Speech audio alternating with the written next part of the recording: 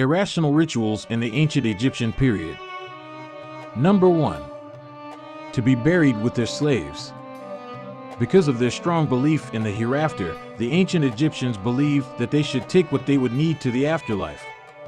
The pharaohs, who are considered to be the most important people alive, needed slaves in the hereafter in order to live a comfortable life even after death.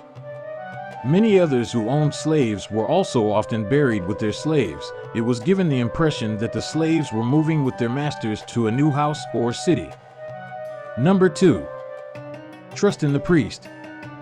At the top of the hierarchy in the palace was the king, who was believed to represent the gods and their divine justice. Under him was the vizier, who was the ruler of justice. In addition, the viziers were also responsible for the appointment of magistrates. In contrast to this practice, in Egypt, priests were believed to speak to the gods before the trial, which made them think that the priests would make the most correct judgment. Number 3. Hierarchy by hair. The ancient Egyptians attached great importance to the quality of hair. These were not only to maintain their personal appearance, but also symbols and indicators of social status.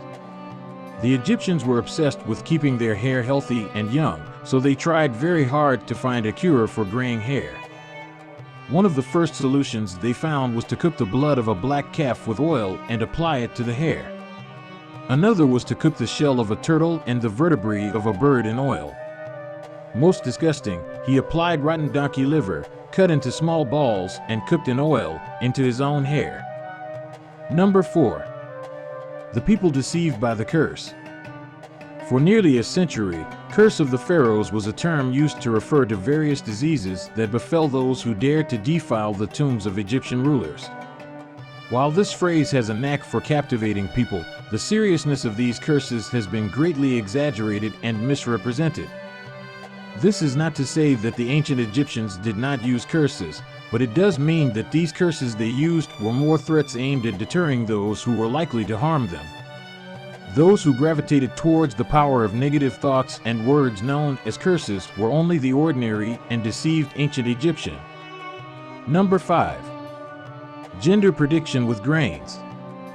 According to a 3,500-year-old papyrus found in Egypt, the ancient Egyptians had a strange method of determining whether an unborn child would be a boy or a girl.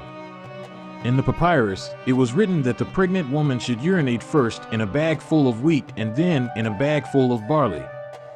If the barley sprouted first, that meant she would have a son, but if the wheat sprouted first, that meant she would have a daughter. If none of the grain sprouted, that meant the woman wasn't pregnant.